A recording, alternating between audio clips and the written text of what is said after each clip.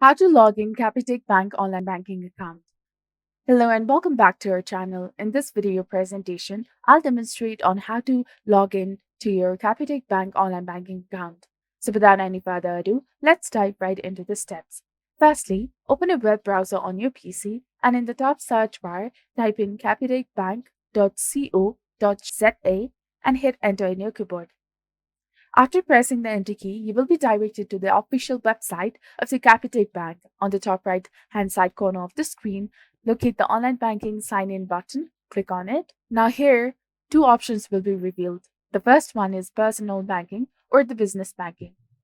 Choose the personal banking option and click on personal online banking. This will lead you to the new login page for the online banking system. And here, enter your account number or your username in this designated area.